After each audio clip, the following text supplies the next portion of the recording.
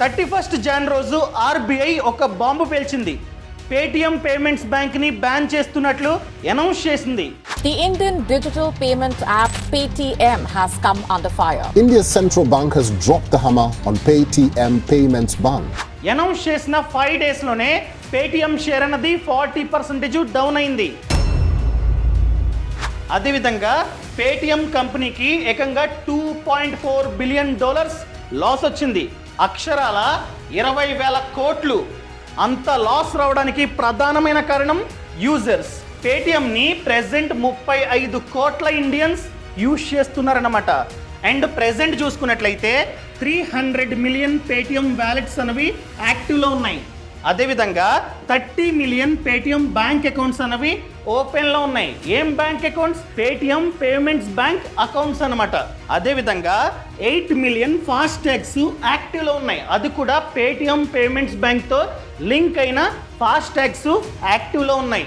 ఇవన్నీ డైరెక్ట్గా అదేవిధంగా ఇండైరెక్ట్గా ఎఫెక్ట్ కానున్నాయి. అందుకనే ఈ వీడియోని షూట్ చేస్తున్నా.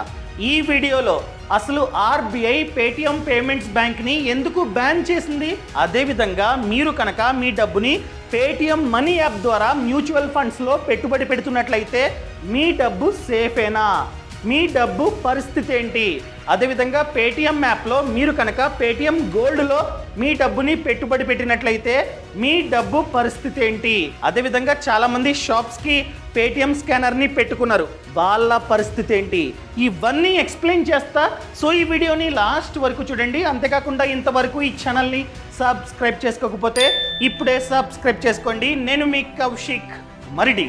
ఈ పేటిఎం పేరెంట్ కంపెనీ పేరు వచ్చేసి 197 కమ్యూనికేషన్స్ లిమిటెడ్. అర్థమైందా అండి? ఇది అసలైన కంపెనీ పేరు. ఈ కంపెనీ అండర్లో మళ్ళీ చాలా కంపెనీస్ ఉన్నాయి. For example Paytm, Paytm money, Paytm payments bank, Paytm smart retail, Paytm labs, etcetera etcetera. ఇన్ని కంపెనీస్లో ఆర్బీఐ బ్యాన్ చేసింది దీన్ని, పేటిఎం పేమెంట్స్ బ్యాంక్ని. అర్థమైందా? టోటల్గా పేటిఎంని బ్యాన్ చేయలే, ఓవరాల్గా 197 కమ్యూనికేషన్స్ లిమిటెడ్ని బ్యాన్ చేయలే.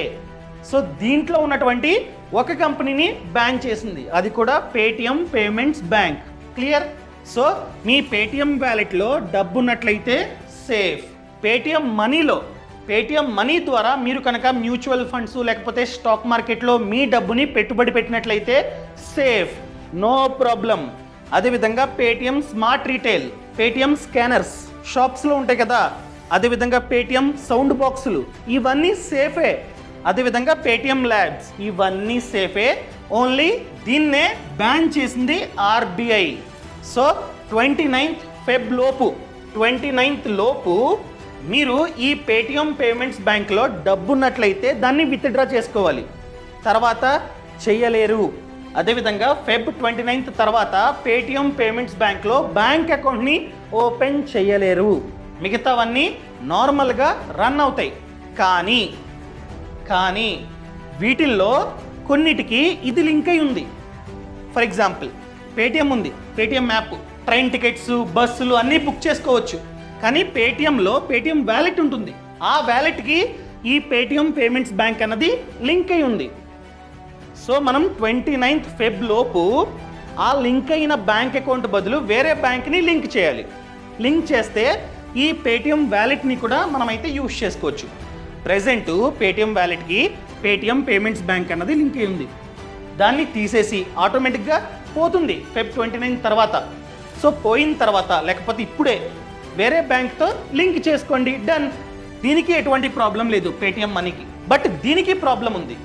ఏది? Paytm smart retail. చాలామంది షాప్ కీపర్స్ పేటిఎం స్కానర్ని పెట్టుకున్నారు. మనం కనుక స్కాన్ చేస్తే ఆ డబ్బు అన్నది పేటిఎం పేమెంట్స్ బ్యాంక్లోకి వెళ్తుంది. ప్రెజెంట్ అనగా ఈ బ్యాంక్ అకౌంట్లోకి వెళ్తుంది. కానీ దీన్ని ఆర్బీఐ బ్యాన్ చేసింది. సో దీని ప్లేస్లో వేరే బ్యాంక్ని లింక్ చేసుకోవాలి. For example state bank of ఇండియాని లింక్ చేసుకున్నట్లయితే వేరే వాళ్ళు పేటిఎం చేసినట్లయితే, స్కానర్కి పేటిఎం చేసినట్లయితే ఆ డబ్బు స్టేట్ బ్యాంక్ ఆఫ్ ఇండియాలో పడుతుంది. ఆల్రెడీ డబ్బు ఉన్నట్లయితే ఫెబ్ 29th లోపు విత్డ్రా చేసుకోండి. సో వేరే బ్యాంక్ అకౌంట్తో లింక్ చేసుకున్నట్లయితే నార్మల్గానే ఆ స్కానర్ని యూజ్ చేసుకోవచ్చు, ఆ సౌండ్ బాక్స్ని కూడా మీరైతే యూజ్ చేసుకోవచ్చు, ఎటువంటి ప్రాబ్లం లేదు. క్లియర్? సో దీన్ని కూడా నార్మల్గా మనమైతే యూజ్ చేసుకోవచ్చు, ప్రతి దాన్ని నార్మల్గా మనమైతే యూజ్ చేసుకోవచ్చు. అదేవిధంగా ఫాస్టాగ్, ఈవెన్ నా కార్కి కూడా ఫాస్టాగ్ పేటిఎం పేమెంట్స్ బ్యాంక్తో లింక్ అయి ఉంది. సో నేను అదేవిధంగా మీరు 29th Feb లోపు వేరే బ్యాంక్తో లింక్ చేసుకోవాలి. ఫర్ ఎగ్జాంపుల్ ఎస్బీఐతో లింక్ చేసుకున్నట్లయితే నార్మల్గానే ఈ ఫాస్టాగ్ని యూజ్ చేసుకోవచ్చు. జస్ట్ ఏంటంటే ఇది ఆల్రెడీ దీంతో లింక్ అయి ఉన్నట్లయితే దాన్ని తీసేసి వేరే బ్యాంక్తో లింక్ చేసుకోవాలి. ఏ విధంగా చేసుకోవాలో నేను చేసుకుంటూ మీకు కూడా వీడియోని షూట్ చేస్తా. ఖచ్చితంగా ఈ ఛానల్ని సబ్స్క్రైబ్ చేసుకోండి, చూస్తూ ఉండండి. అర్థమైందండి? సో చాలామంది తెగ బాధపడిపోతున్నారు, అయ్యి బాబోయ్ నా డబ్బంతా నేను పేటిఎం మనీ యాప్ ద్వారా మ్యూచువల్ ఫండ్స్లో పెట్టాను, స్టాక్ మార్కెట్లో పెట్టాను, ఇదంతా పోయిందా అని అడుగుతున్నారు. పోలేదు, సేఫ్గా ఉంది. ఓన్లీ పేటిఎం పేమెంట్స్ బ్యాంక్నే బ్యాన్ చేసింది ఆర్బీఐ. క్లియర్? అదేవిధంగా పేటిఎం పేమెంట్స్ బ్యాంక్ అంటాం. అసలు పేమెంట్స్ బ్యాంక్ అంటే ఏంటి? నార్మల్ బ్యాంకుకి ఈ పేమెంట్స్ బ్యాంక్కి డిఫరెన్స్ ఏంటి? సింపుల్ అండి. ఇప్పుడు ఎస్బీఐ, హెచ్డిఎఫ్సి, ఐసిఐసిఐ ఇవన్నీ ట్రెడిషనల్ బ్యాంక్స్, ఇది పేమెంట్స్ బ్యాంకు. వీళ్ళు ఏం చేస్తారంటే మనం కావాలంటే ఈ బ్యాంకులో మన డబ్బుని డిపాజిట్ చేసుకోవచ్చు, కానీ ఎంత? మ్యాక్స్ 2 lakhs అంతే. కానీ వేరే బ్యాంక్స్లో, ట్రెడిషనల్ బ్యాంక్స్లో ఎంత కావాలంటే అంత డబ్బుని మనమైతే డిపాజిట్ చేసుకోవచ్చు. ఆ బ్యాంకులే మనకి డైరెక్ట్గా వడ్డీని ఇస్తూ ఉంటాయి. కానీ ఈ పేమెంట్స్ బ్యాంకు అలా కాదు. మనం మ్యాక్స్ 2 lakhs డిపాజిట్ చేసుకుంటాం. ఎగ్జాంపుల్గా నేనే 2 lakhs డిపాజిట్ చేశా. అప్పుడు ఈ బ్యాంక్ అన్నది ఏం చేస్తుందంటే ఈ 2 lakhsని వేరే బ్యాంక్ అకౌంట్కి ఇస్తుంది. ఈ పేటిఎం పేమెంట్స్ బ్యాంకు ఇండస్ఇండ్ బ్యాంక్తో టైఅప్ అయి ఉంది. సో ఈ బ్యాంకులో ఎవరైనా డబ్బుని డిపాజిట్ చేసినట్లయితే, నార్మల్గా డిపాజిట్ చేసినట్లయితే ఆ డబ్బుని పేటిఎం పేమెంట్స్ బ్యాంకు ఇండస్ఇండ్ బ్యాంకుకి ఇచ్చి ఎఫ్డి చేయమంటుంది, ఫిక్స్డ్ డిపాజిట్. అర్థమైందండి? సో వీళ్ళు ఎగ్జాంపుల్గా ఒక 7% వడ్డీ ఇస్తారు ఇండస్ఇండ్ బ్యాంక్ వాళ్ళు ఎఫ్డి చేస్తే. సో 7% వడ్డీ ఈ పేటిఎం పేమెంట్స్ బ్యాంక్కి వెళ్తుంది, 7% వస్తుంది. వీళ్ళేం చేస్తారంటే నార్మల్గా సేవింగ్స్ అకౌంట్ వడ్డీ అని చెప్పి ఒక 3% మనకైతే ఇస్తారన్నమాట. 4% వడ్డీ ఈ పేటిఎం పేమెంట్స్ బ్యాంక్కి ప్రాఫిట్. అర్థమైందా అండి? అదేవిధంగా లోన్స్, ఈ పేటిఎం పేమెంట్స్ బ్యాంకు లోన్ కూడా ఇస్తుంది. లోను డైరెక్ట్గా ఇవ్వదు, వేరే కంపెనీస్తో, వేరే ఎన్బిఎఫ్సిస్తో టైఅప్ అయి ఉంటుంది. For example Aditya Birla finance limited ఈ కంపెనీతో టైఅప్ అయి ఉంది. అదేవిధంగా టాటా క్యాపిటల్ ఈ కంపెనీతో కూడా టైఅప్ అయి ఉంది. ఫర్ ఎగ్జాంపుల్ పేటిఎం యాప్లో లోన్ ఆప్షన్ అయితే ఉంది.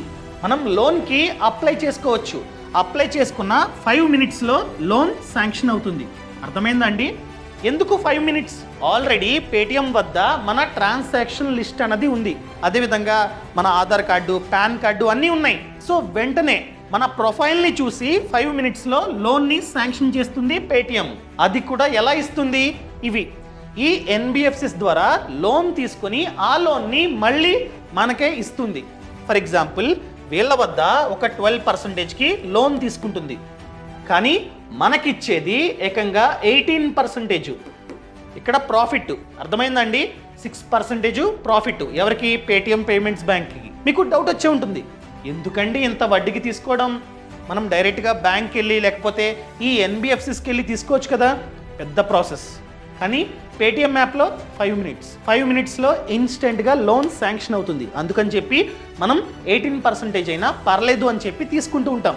బాగానే ఉంది, బాగానే డబ్బు ఇస్తుంది, వడ్డీ ఇస్తుంది, డిపాజిట్ చేసుకోవచ్చు ఈ పేటిఎం పేమెంట్స్ బ్యాంక్లో. అదేవిధంగా లోన్ తీసుకోవచ్చు. అలాంటి పేటిఎం పేమెంట్స్ బ్యాంకుని ఆర్బీఐ ఎందుకు బ్యాన్ చేసింది చెప్తా. ఇక్కడే ట్విస్ట్ ఉంది. ఏదైనా కంపెనీ బ్యాంకింగ్ సర్వీసెస్ ఇవ్వాలంటే ఖచ్చితంగా ఆర్బీఐ పర్మిషన్ తీసుకోవాలి. సో పేటిఎం కంపెనీ 2017లో ఆర్బీఐ వద్ద బ్యాంకింగ్ సర్వీసెస్ లైసెన్స్ని తీసుకుంది. లైసెన్స్ వచ్చిన తర్వాత ఆర్బీఐ పెట్టే ప్రతి కండిషన్ని, ప్రతి రూల్ని పాటించాల్సిందే. కానీ పేటిఎం పాటించలేదు. ఎటువంటి రూల్స్ని పాటించలేదు? కేవైసీ అంటే నో యువర్ కస్టమర్. ఆల్రెడీ చెప్పా, పేటిఎం వద్ద 35 కోట్ల కస్టమర్స్ ఉన్నారు. సో ఇంతమంది డేటా పేటిఎం వద్ద ఉంది. ఈ డేటా లీక్ అయింది. ఎవరిచ్చారు? పేటిఎం ఇచ్చింది. ఎవరికి? ఈ పేటిఎం కంపెనీలో 10% షేర్స్ ఉన్నాయి ఒక కంపెనీకి. కంపెనీ పేరు యాంట్ ఫినాన్షియల్. ఇది చైనీస్ కంపెనీ. ఆలీబాబా గ్రూప్లో ఉన్నటువంటి కంపెనీ. ఇది చైనీస్ కంపెనీ. అటువంటి కంపెనీకి ఈ డేటాని ఇచ్చింది ఈ పేటిఎం. అదే చేసిన పెద్ద తప్పు. అర్థమైందండి? ఇంత డేటా, 35 కోట్ల మంది డేటా, 35 కోట్ల మంది కేవైసీ డేటాని ఈ కంపెనీకి ఇచ్చింది పేటిఎం. ఎందుకు ఇచ్చింది? పేటిఎం కంపెనీలో ఈ కంపెనీకి 10% వాటా ఉంది, చైనీస్ కంపెనీ. అందుకనే ఈ కంపెనీకి ఇచ్చింది. ఈ కంపెనీ సైలెంట్గా ఉండాలా? ఫ్రాడ్ చేసింది. ఏం ఫ్రాడ్?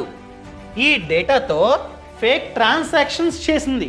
ఇంత డేటాతో ఫేక్ ట్రాన్సాక్షన్లు చేసింది ఈ కంపెనీ, పేటిఎం కాదు, ఈ కంపెనీ.